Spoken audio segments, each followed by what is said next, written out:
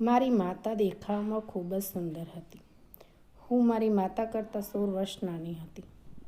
ખરેખર મારી માતાએ બહુ નાની ઉંમરે લગ્ન કરી લીધા હતા. લગ્નના 1 વર્ષમાં જ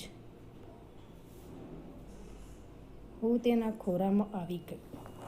હું અને મારી માતા સાથે ક્યાંક બહાર જઈએ તો જોવાવાળા અમને બહેનો માની લેતા. મા એટલે સુંદર હતી કે તેની ઉંમરની તેના પર બહુ અસર ન પડી હતી. પરંતુ અચાનક તેમને દિલની વાત વ્યક્ત કરી, તેથી હું તેમના નિર્ણય પર ગુસ્સે થઈ હતી. મેં કહ્યું, શું થયું છે? પોતાનો પણ તમાશો બનાવ્યો અને તું મારો પણ તમાશો બનાવીશ? માએ કહ્યું, એમાં કેવું તમાશો બની ગયો? બેટા, હું કોઈ ખોટું કામ નથી કરી રહી. મેં મારી માતાને સમજાવતા કહ્યું, માં, બધું સારું છે, પણ આપણા પાડોશી શું કરીશું અને આપણે શું જવાબ આપીશ? મારે કહ્યું, આપણી બાબતમાં કોઈને કંઈક કહેવાનો અધિકાર નથી, કારણ કે આપણે કોઈના પર નિર્ભર નથી. તારા પપ્પા ગુજરી ગયા પછી મેં મારું જીવન કેવી રીતે પસાર કર્યું તે માત્ર હું જ જાણું છું.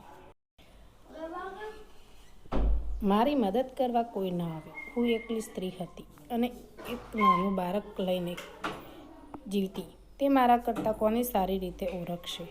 પણ દીકરા, તારે આ સમજવું જોઈએ. આખી દુનિયા તને સમજે કે ન સમજે, પણ તે મને સંઘર્ષ કરતા જોઈ છે.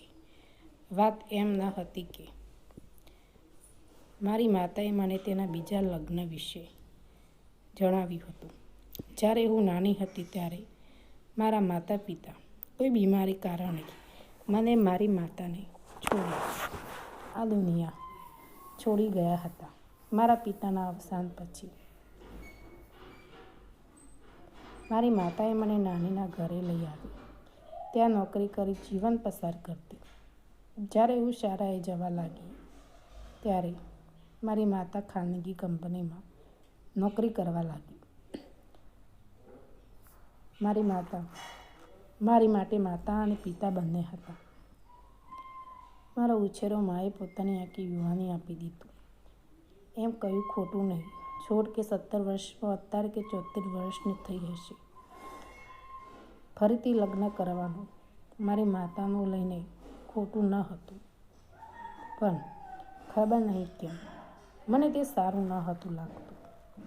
જે મારી માતાને ઘણું સમજાવી કે જ્યારે તમે લગ્ન કરશો ત્યારે માણસો એટલું જ કહે છે કે યુવાન પુત્રી ઘરે પડેલી છે અને તેની માતા લગ્ન કરવાનું વિચારી રહી છે. માતાએ મને કહ્યું, દીકરા, હું માનું કે આપણા સમાજમાં સ્ત્રીના બીજા લગ્ન ખોટું માનવામાં આવે છે અને તે પણ તેના ઘરમાં યુવાન પુત્રી હોય.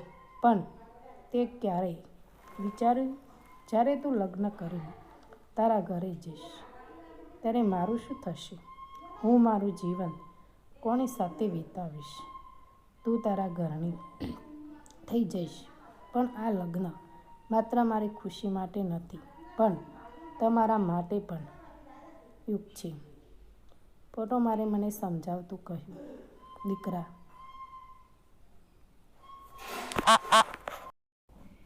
દીકરા, આજના આધુનિક યુગમાં પણ સ્ત્રીઓ પુરુષને પાછળ છોડીને આગળ વધી રહી છે.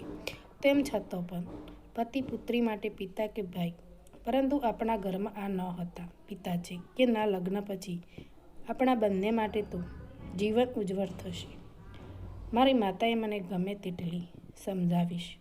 હું મારી માતાના નિર્ણય સાથે ન હતી, પરંતુ મારે ઈચ્છાઓ વાય આપવા તેને અને સ્વીકારવો પડી, કારણ કે હું મારા માતા પિતાથી મોટી ન હતી. તે સમજુ સ્ત્રી અને જે પણ તેઓ કદાચ કરી રહ્યા હતા તે વિચારી કરી રહ્યા હતા. મેં માતાને કહ્યું કે એવી વ્યક્તિને મળવા માંગુ છું જે મારા જીવનમાં મારા પિતાનું સ્થાન લેવાનું છે. થોડા દિવસ પછી માએ મારા સત્યના માતા પિતા બનવાના છે તેનો પરિચય કરાવ્યો. તેનું નામ રઘુ હતું. રઘુના જોયા પછી મને આશ્ચર્ય થવા લાગ્યું, કારણ કે મારી માતા કરતાં 2-3 વર્ષનું લાગતું હશે. મારી માને આ માણસ સાથે પરણાવી અને મને અચૂકત લાગ્યું જ્યારે આ માણસ મારી મા સાથે લગ્ન કોઈક સારી સ્થિતિ કરી રહ્યો હોય. પણ રઘુ મારી સામે બહુ સારું વર્તન કર્યું અને તેને મારી સાથે ખૂબ સરસ રીતે વાત કરી. તેને મારા અભ્યાસ અને લેખન વિશે પૂછ્યું. મને એકવાર થયું કે આને પૂછું કે તે મારી માતા સાથે લગ્ન કેમ કરવા માગે છે, પરંતુ મેં પૂછ્યું નહીં. તે ગયા પછી મારી માતાએ મારી રાય પૂછી. મને તેનો લગ્ન કરવાનો નિર્ણય પસંદ નથી, પણ મેં હા પાડી. પછી થોડા દિવસ પછી ના લગ્ન થઈ ગયા. બધું ખૂબ જ સારી રીતે કરવામાં આવ્યું હતું. સ્વાભાવિક છે, અમારા તરફથી મારા સિવાય બીજું કોઈ ન હતું. જ્યારે રઘુને બાજુ તેના મિત્ર આવ્યા હતા. હું લગ્ન વાત કરતી કોઈ અજીબ અનુભવી રહી હતી. બીજા દિવસે સવારે મને મોડો સુધી ઊંઘ ન આવી. મને ઉઠવાનું મન ન થાય. મારા રૂમમાં ઉઠાડવા આવી. કહ્યું, દીકરા, ચાલ બહાર જઈને નાસ્તો કરીએ. અને હું નવા પપ્પા સાથે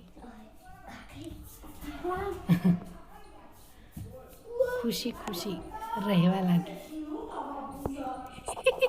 અલી કાલે નતો મેળવ્યું એ વિડીયો.